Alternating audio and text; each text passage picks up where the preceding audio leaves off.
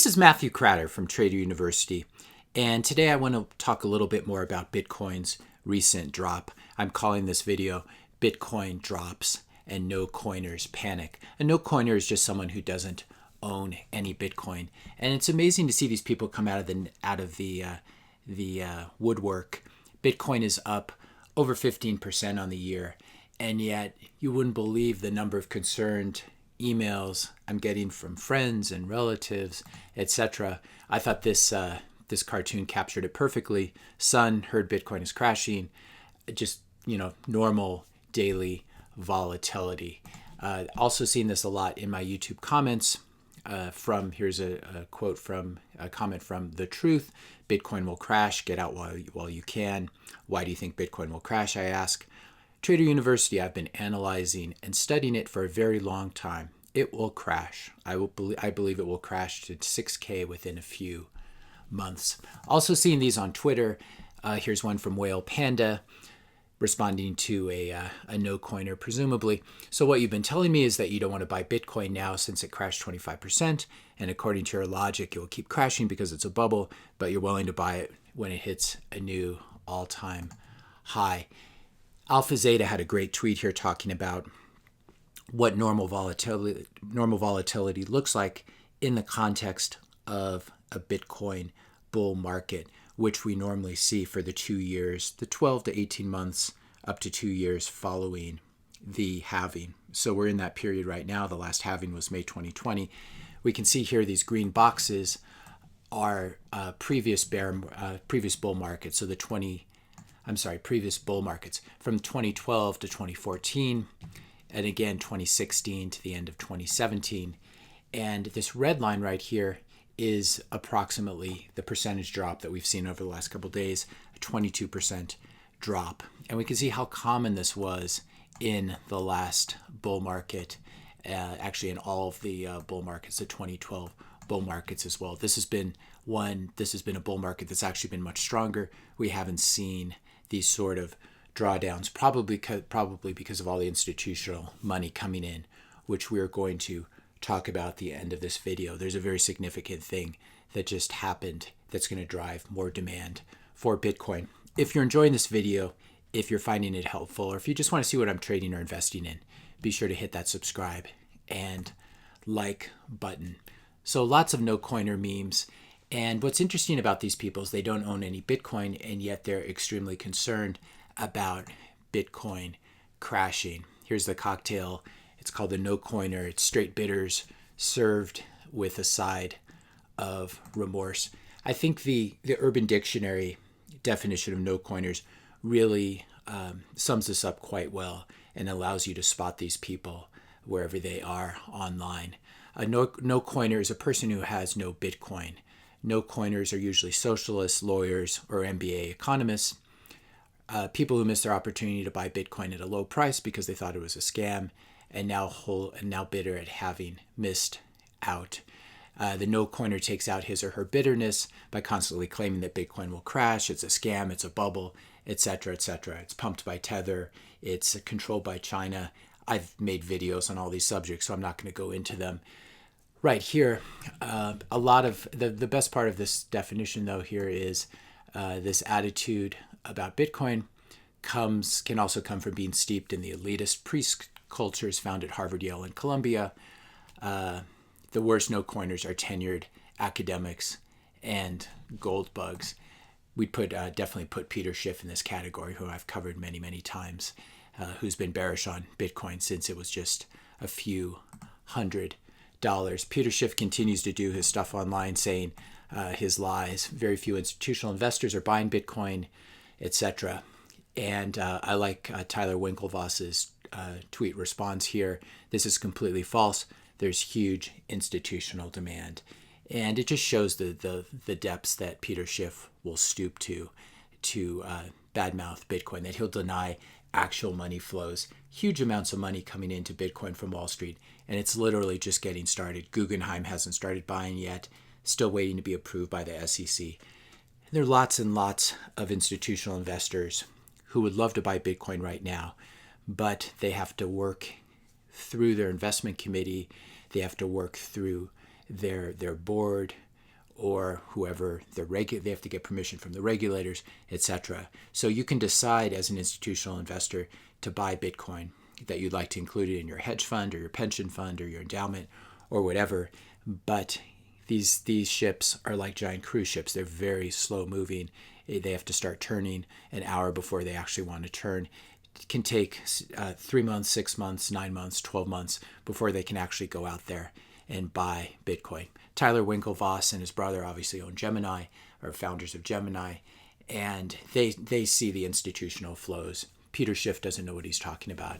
He's still trapped in a previous mindset, or maybe he's just disingenuous and just wants to get lots of Twitter traffic by trashing Bitcoin. And this is the only reason that people really read him anymore, is sort of the Nocoiners and the anti-Bitcoiners enjoy following him.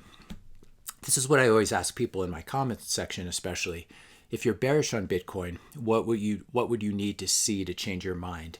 If you have a thesis or a hypothesis and you are intellectually honest, there always needs to be something that would falsify your hypothesis. This is how science works. This is how Karl Popper talks about science. Karl Popper, obviously a huge influence on investors like George Soros. But there are a lot of people, and I see them, where they have no way of flipping their position. They've basically closed that door, and they're going to stay stubborn and uninformed.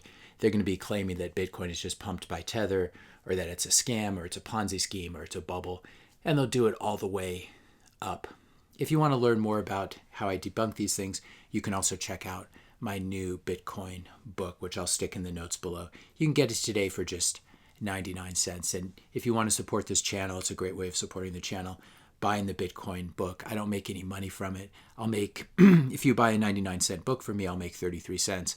I'm not in this for the money. I'm in Bitcoin for the money. But it's a great way of helping my book to move up in the Amazon algorithm so other people can find it and find out about Bitcoin before it's too late. So I'll stick a link in the description notes below for that. I made numerous videos about how Bitcoin is going into the hundreds of thousands. I think it'll be at the close to 200,000, maybe above 200,000 by the end of 2021. I thought this was a great meme. I've showed it before.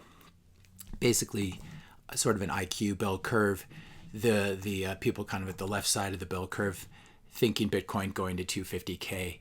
The geniuses on the right thinking Bitcoin's going to 250K. And then sort of the middle average thinking that this is just insane talk. It's ironic. These are the people who are going to make a lot of money, the really dumb people and the really smart people. By the way, I don't include myself in this category, but I am smart enough to know to follow the really smart people like Plan B, like Peter Thiel, who like Bitcoin. Finally, a tweet from Bitcoin Tina. And actually, after this tweet, we're going to talk about the huge new flows that are coming into Bitcoin. This is a sort of a projection of how Bitcoin could move and frustrate the most people. Markets will often move to make it very difficult for the longs, very difficult for the shorts, etc. Here's one theory from Bitcoin Tina. Massive upward move in Bitcoin over 2 years. So over the next 18 to 24 months, Bitcoin moves up to $500,000 or $1 million as people begin to front run the Plan B model, and then starts to move sideways for the following years, even after the next halving. What this would do is basically anyone who takes profits along the way will never be able to get back in again. People who took profits, who are telling me they were taking profits at 12K or 15K or 20K, I'm getting panicked emails from them saying, how do I get back in? When do I get back in? And I really don't know what to tell people who do that. Usually I say dollar cost average with money you can afford to lose. But this is how Bitcoin makes it difficult for people. Those who don't chase, who think, well, I'm going to wait till Bitcoin goes back down to 6K to buy, which it's never going to go back down to. Those who don't chase Bitcoin end up with much smaller positions. And then those who eventually decide to allocate after this big run up, there's just going to be sideways action. Bitcoin chops around between around $500,000 of Bitcoin, or $1 million of Bitcoin, or $2 million of Bitcoin, wherever it is. And at that point, it becomes more difficult to make money from it because it just goes sideways. Finally, the news item I wanted to draw people's attention to. Haven't seen anyone really talking about this, but I think it's very important. The Bitcoin Grayscale Trust, GBTC, has been closed since the end of December. Now you can always trade, you can buy and sell GBTC through your broker, but if you're an institutional investor and you want to get new trust shares, basically you deposit Bitcoin with them, you buy Bitcoin, and you get shares. I need to go into the mechanics of this at some point, but it's a way that Bitcoin gets locked up in this trust and gets taken off the market as institutional investors try to profit from the GBTC premium. So throughout this whole run-up, GBTC has not been absorbing new Bitcoin, believe it or not. But now it's opening back up again to institutional investors who want to create more trust units. And as a result, there's going to be more Bitcoin taken off the market every single day. So for people who are short Bitcoin, I see a lot of people short Bitcoin in my comments. This is just insanity, because Bitcoin can only go down to zero, but it can easily go up 10x, 50x, 100x, 200x from here. So if you're short, I really hope you know what you're doing and you're not just trying to play the hero. I think it's the dumbest trade in the world, being short Bitcoin at this point in the bullish cycle. So I think we're close to a bottom in Bitcoin. I think we've seen the pullback. I bought some Bitcoin yesterday, as I told you. I bought some more this morning and just continue to dollar cost average in it. Anything below 100K in Bitcoin, in my opinion, is just a screaming buy. This is not investment advice. Bitcoin is still risky. Something could go wrong.